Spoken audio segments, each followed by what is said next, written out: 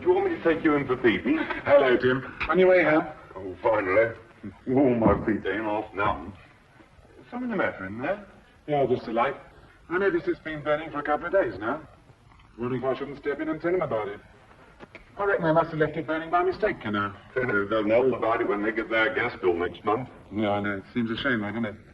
Still, I don't think it'll do much harm to go and ask them if they know it's on. I hope they didn't tell you to mind your own business and pack you off. Well, I'm just going to have my pint before supper. Cheerio. Cheerio, Tim.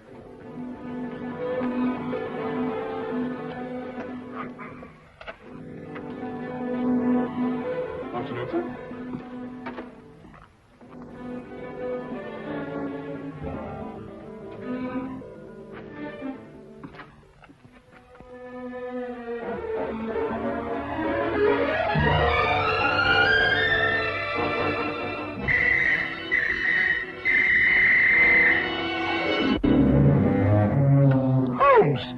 Poison? Yes, Watson. Egyptian, as a matter of fact. I'd read about it before, but I'd never worked with it. That's the key pot! Oh, yes, so it is. I'm sorry about that, but there doesn't seem to be anything else empty at the moment. There's nothing immune in this place? Well, Holmes, there isn't something else you could have used? Oh, nothing to worry about, Watson. It's perfectly soluble. I'll have the pot washed out and ready for use by the time you come back from Regent's Park. You can save yourself the trouble. That's the last drop I'll ever drink out of that pot.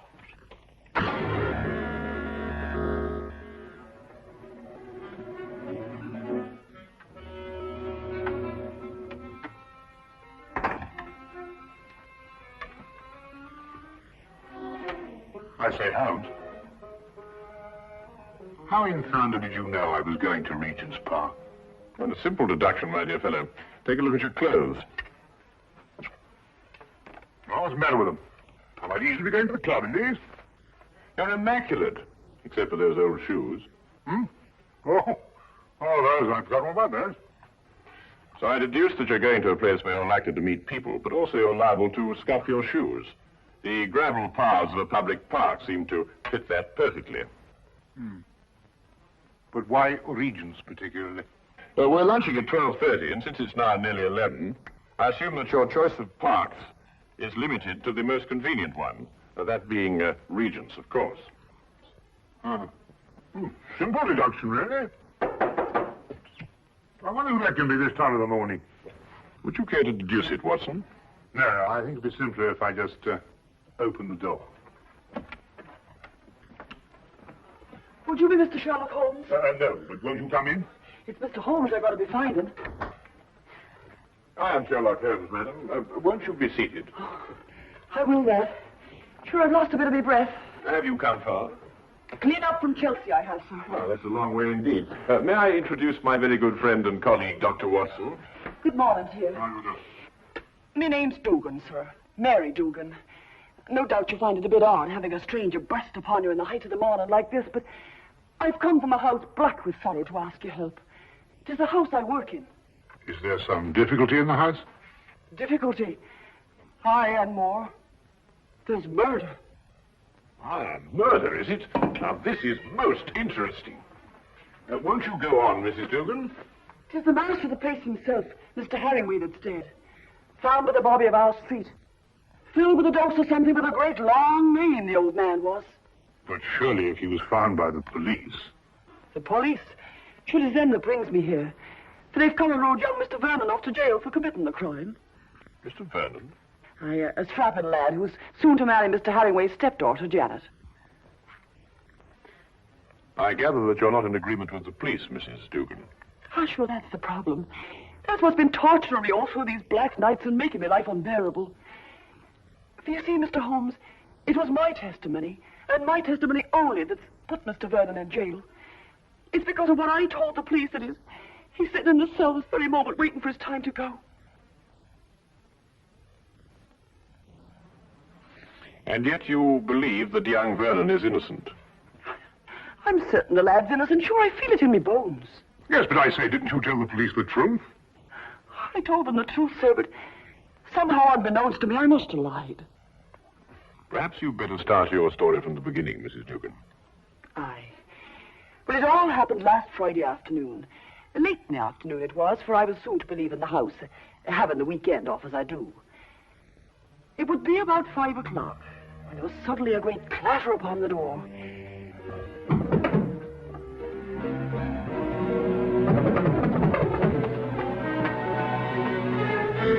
Hello, Mrs. Dugan. Oh, good afternoon to Mr. Vernon.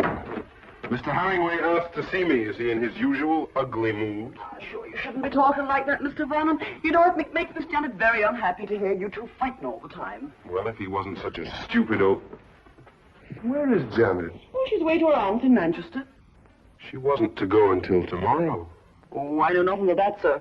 But I can swear he put her on her way this very afternoon. I doubt if her aunt's sick again. It looks like another of his tricks to keep us apart. Well, where is he? In his study. He's asked me to show you right in. Just a minute. My coat. I forgot something.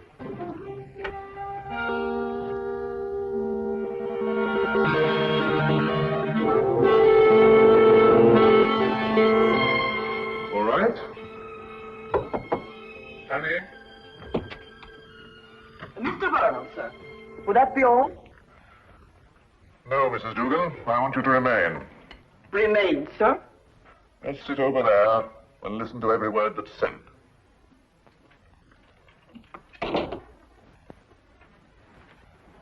What is this?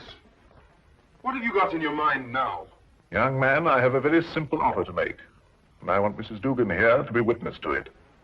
Well, what kind of offer? I'll give you £1,000 to clear out of Janet's life.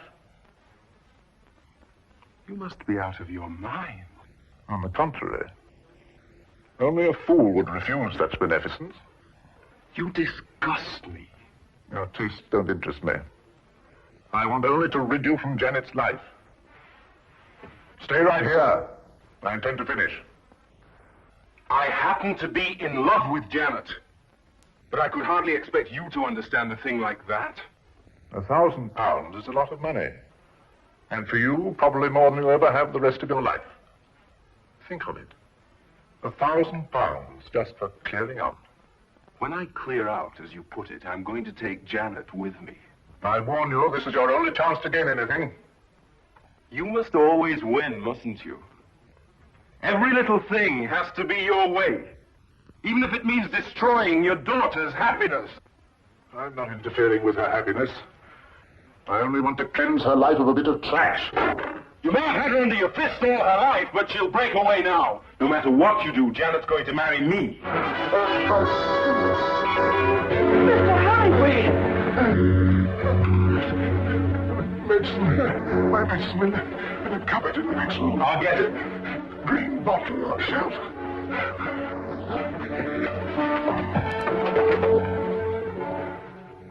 I never lose, Mrs. Dugan. I never lose. Oh, hurry, Mr. Vernon, please hurry. Coming.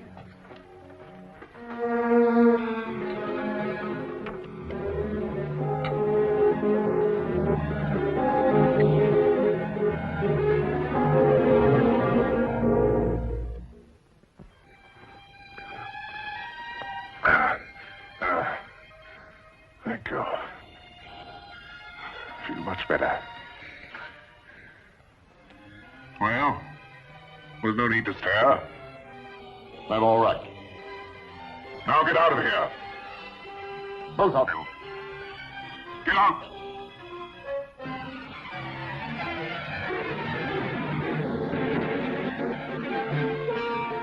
Get out.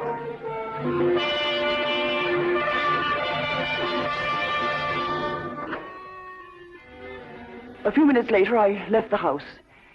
And that's the last I ever saw of Mr. Herringway. Alive. I see. And what did you tell the police when they questioned you?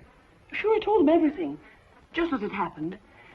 But the bottle Mr. Vernon took out of his coat pocket, the sudden quarrel, Mr. Herringway's attack of illness, and Mr. Vernon going to get the medicine. And this was sufficient to have young Vernon remanded on a charge of murder? Aye, for the police informed me that it was the medicine, the very medicine that I saw Mr. Vernon give Mr. Herringway, that killed the poor old man. They say that poison was put into the medicine. Yes, but look here, that certainly seems to point towards the young man. When he went to obtain the medicine, he apparently slipped in the lethal dose. It seems that way, sir. But in my heart, I can't bring myself to believe it of him. That Inspector Lestrade, though, he won't believe another thing else. Lestrade, eh? He's the policeman who seems to be in charge of it all. Indeed. Inspector Lestrade, you hear that, Watson? We must go round and see him. Well, if you think it will help. Aye. And 1,000 blessings on the pair of you. I don't know what we can promise you, Mrs. Dugan. I shall have to have a word with Mr. Vernon before I can express an opinion on the case. However, we shall certainly go and see Inspector Lestrade at once. I know it looks dark and all, but I must keep up hope. Well, I must be off. I don't like leaving Miss Janet alone for so long. Naturally, Mr. Dugan. Well, we'll certainly do our best. Thank you, sir.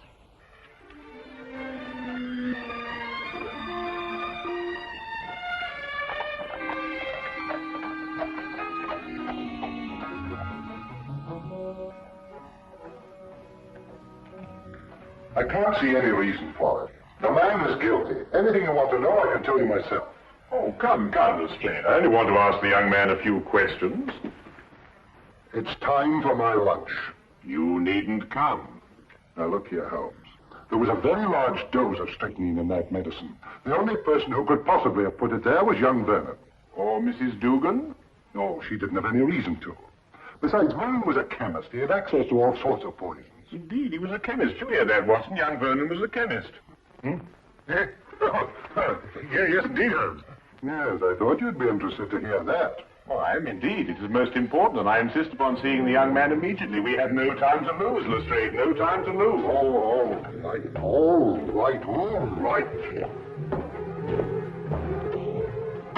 I don't see what you could possibly gain from this. But if you insist, you can see for yourself. This whole attitude merely supports the evidence. Well, here we are. Inspector Lestrade. Yes, sir.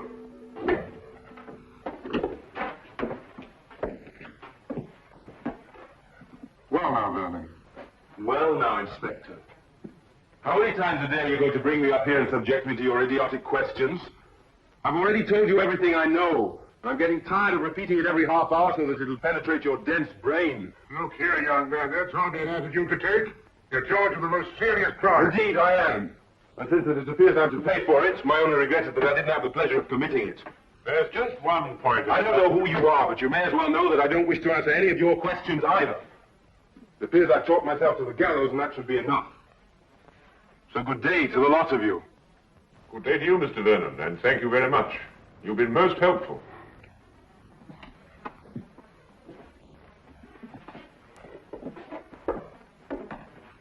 That's a young rogue. Oh, very interesting, Lestrade. Thank you, Streetheim. Certainly not, Watson. We have a killer to catch. Killer? Yes. What do you think you were just talking to? A very furious young man, Lestrade. But he's as innocent as Dr. Watson, me, and you. Or perhaps not quite as innocent as you.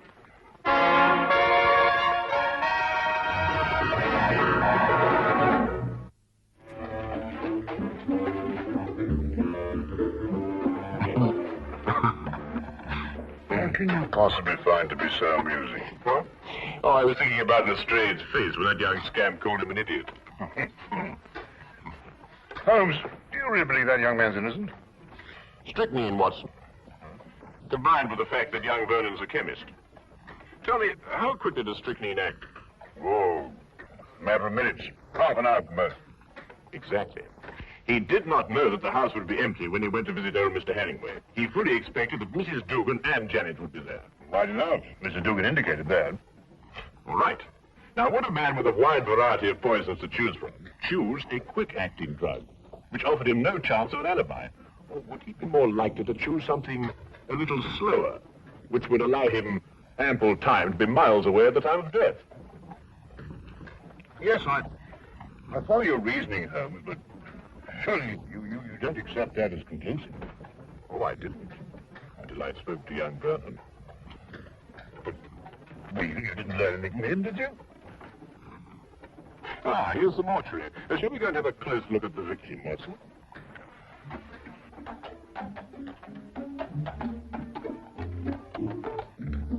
Holmes asked to see the medical examiner's report, and as we prepared to enter the mortuary, he explained his theory that Vernon's violent temper didn't fit into the cold-blooded pattern of this crime. A particular sort of fellow, our friend Herringway. No, why do you say that? Oh, notice the well-kept hair, the neatly trimmed moustache. Mm-hmm. Wasn't so particular about his hands, was he? What do you mean, Watson? Well, look, the dirt definitely packed in under those nails, even gone into the cuticles. So it's a bit incongruous with this perfect manicuring. Yes, especially as this hand's absolutely immaculate. Wait a minute, Watson. What? This isn't ordinary dirt. This is soil. Well, amateur gardener, perhaps. These hands never did any gardening. They display a lifelong devotion to immaculate cleanliness. And this hand obviously became dirty too near to death to be cleaned. Mr. Holmes, here's the report you asked for, sir. Oh, thank you. What are you looking at that for, Holmes? You know the cause of death was strychnine. It should interest you, Watson. Listen. The blood test indicated an extreme leukocytic state, sufficient to be diagnosed as advanced leukocythemia. Well, Mrs. Duggan said he was ill, but not to that extent. Watson, tell me, how long do you estimate Herringway would have lived had he not been given that dose of strychnine? Well, it's difficult to judge with this information, but I'd say, well, certainly under a year. Then we are looking for someone who couldn't afford to wait a year. An impatient murderer. Then that fits in with Vernon's violent temperament. It appears so, Watson. It appears so. And yet there's still something missing. A bottle. A little mysterious bottle. Watson, would you go and collect Mrs. Dugan and take her round to Vernon's apartment? Ah, yes, of course. What will you be doing, meantime? Well, I'm going over to Vernon's place now. There are a few things I want to check over before you arrive. But, it's going to be locked up. How are you going to get in? Oh, with a key. Have you got the key to Vernon's apartment? I hope so.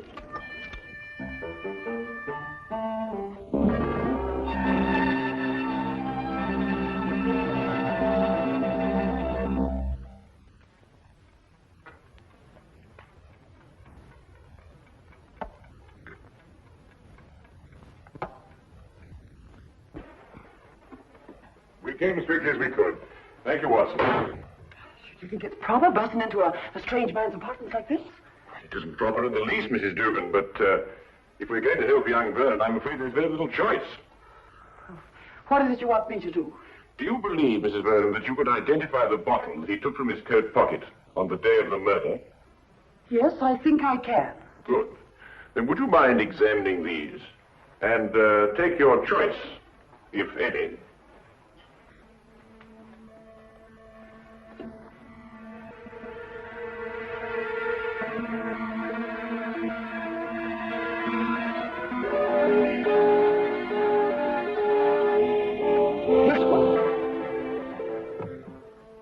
You're certain? I'm absolutely certain. Thank you, Mrs. Dugan. Thank you very much.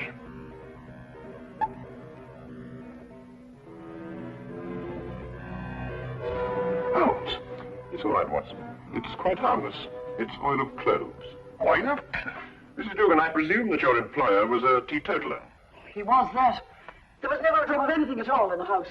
Hated the stuff he did. Yes, but is it important, Holmes? It's essential for young Vernon, Watson.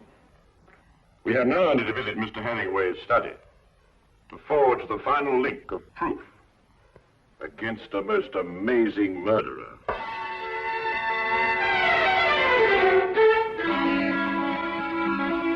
Really, Miss Herringway, I hope you realize that in this case I find myself in a particularly difficult position. But as a police officer, I have no alternative. I must follow the dictates of the law. But Tom didn't do it. He couldn't have done it. It just can't be. Precisely the opinion I expressed to you this morning, Lestrade. Holmes? Oh, Miss Janet, this is Mr. Sherlock Holmes, and this here gentleman's Dr. Watson, his friend. Just because of me that they're here. You see, I went to them begging for the help. Help? It was your fiancé's arrest that prompted Mrs. Dugan, I believe. I see.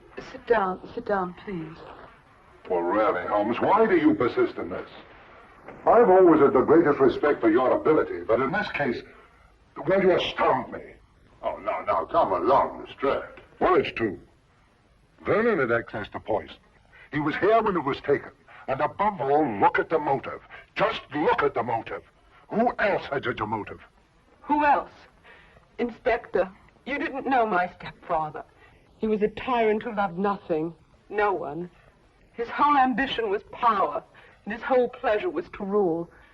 To my stepfather, my marriage meant only a loss of power, part of his kingdom, and he fought it in every way. Life here became unbearable after I met Tom. Mrs. Dugan can testify to that. Well, 'tis true he was not a kindly man, and he did begin to get a bit odd of late. I see. There were some flowers in this room. Where are they? Flowers, sir? Holmes. Now he's interested in flowers.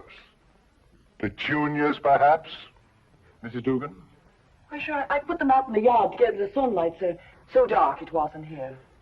Then there were some flowers. Mrs. Dugan, would you be kind enough to fetch them, please? Yes, sir. Holmes, what have flowers got to do with... Watch. You know, Inspector, your difficulties in this case really must be overlooked. Do you know that you've been deliberately duped? And very cleverly, I might add. I haven't been duped at all. I've got my man. Now, you see, you were looking for a murderer, whereas, of course, there isn't one. First it's petunias. Now there's no murder. There's a body, but no murder. You see, Mr. Harringway committed suicide. There was no indication of suicide whatsoever. No message, nothing. Well, naturally there was no indication of suicide, because it was deliberately planned to look like murder. Are you serious? Completely, Miss Harringway. You see, your stepfather was more of a tyrant than you imagine. Losing you to Vernon meant losing power. And so first of all, he tried to bully him. Then he tried to bribe him. And when that failed, he tried to kill him. Mr. Harringway tried to kill Vernon? Yes, Watson. By committing suicide in such a way that Vernon would be blamed and executed for Harringway's death. The stage was set, the heart attack was feigned, and Vernon was sent to get the medicine. If Harringway took the poison himself, where did he hide the bottle? Of course, that's right. The poison acted too fast for him to dispose of the container. But he did dispose of the container, Watson. And if my theory is correct, it should be in one of the two flower pots that Mrs. Dugan is holding.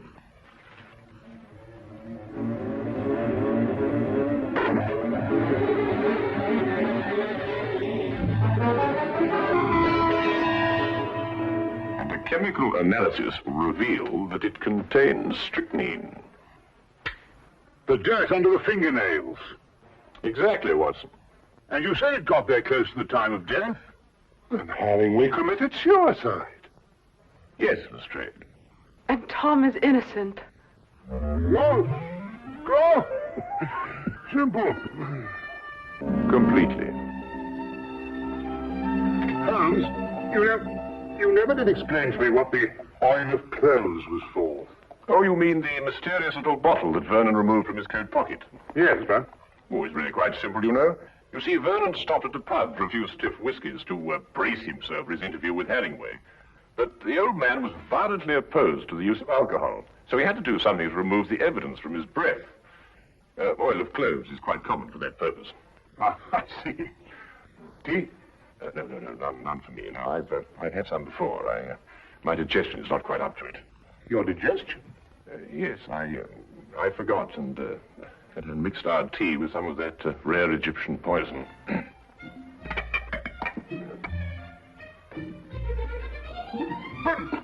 But confound it, man, the tea's ruined. Well, fair enough, old man, but so's my poison.